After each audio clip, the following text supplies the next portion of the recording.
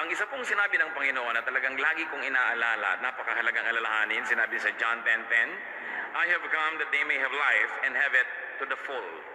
Ang intensyon ng Diyos, ang intensyon po ng Panginoon sa atin ay magkaroon tayo ng buhay at isang punong-punong buhay, buhay na masagana, masaya, makulay, makabuluhan. Subalit, sa pandaraya ng kaaway at kumisan sa ating pagpapabaya, hindi natin alam, tayo na mismo ang kumikitil sa sarili nating buhay. Ang ating pong pamagat ng pag-aaral ngayon, do not kill yourself with worry. Heavenly Father, we thank you for your goodness, for your kindness, and never-ending mercies. Thank you for your grace. Napasasako kami sa inyo, Panginoon, at nais amin kayong maging tunay na tagapagsalita. Lukuban niyo kami ng inyong kapangyarihan, buksan niyo po ang aming mga mata, ang aming tainga, at matanggap namin ang katuruan niyo sa araw na ito. Hinihiling po namin, Panginoon, ang isang mapayapang puso. Patuloy niyo po kaming linisin, at kung may bahid ng kasalanan na nababakas niyo pa sa aming puso, hinihingi po namin ang tawad. Alang-alang, Ama, sa dugong itinigis ang iyong anak na si Jesus. Cleanse us, make us whole, enable us to understand you. Bring us to a higher level of spirituality. And we pray that as we ponder your word, you will protect us from lies, from half-truths, from deceptions of the evil one. And Lord, even as we're gathered here, we ask that you protect us from malicious intentions of spirits and even of people. And we pray that the same protection may be upon our loved ones who are not here with us right now.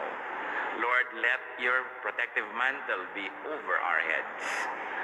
Sumisilong po kami sa inyong kapangyarihan, sa inyong awa at sa inyong habag. Mangusap po kayo. Marapatin yung tungtungan ng inyong paang inyong lingkod. Maitaas namin ang inyong pangalan. At kami naman, Panginoon, tumanggap na yung pagpapala. Kayo po ang maging tagapagsalita. Gamitin niyo lang po ang inyong lingkod. Dalangin namin ito, may pasalamat sa pangalan ng Panginoong Jesus. Ang Panginoon po ay nagturo sa kanyang mga disipulo ng napakamaraming mahalagang bagay. Sa katunayan, kung meron lang tayong kaunting panahon na nalalabi para pag-aralan ng Biblia, napakaganda ng pag-aralan ng 3 chapters na Matthew 5, 6, and 7. Yung pong tinatawag na Sermon on the Mount. Akala po ng marami ay napakaraming tagapakinig ng Panginoon noon na nagsalita siya sa bundok at napakaraming angaw-angaw na taong nakikinig. Subalit malinaw po ang sinabi sa Scripture, maraming tao ang ginawa ng Panginoon, inipon niya yung kanyang mga disipulo at sa isang sulok ay tinuruan niya. Sa makatuwid, ang primary audience ng Sermon on the Mount were the disciples of the Lord themselves.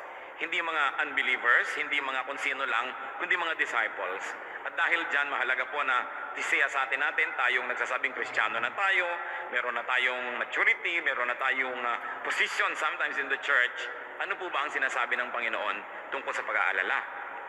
Matthew 5, 1-2, Now when he saw the crowds, he went up on a mountainside and sat down. His disciples came to him, and he began to teach them. Matthew 6, 25-27.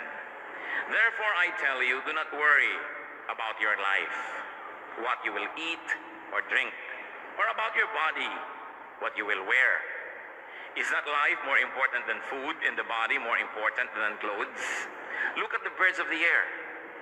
They do not sow or reap or store away in barns, and yet your heavenly Father feeds them. Are you not much more valuable than they? Who of you, by worrying, can add a single hour to his life?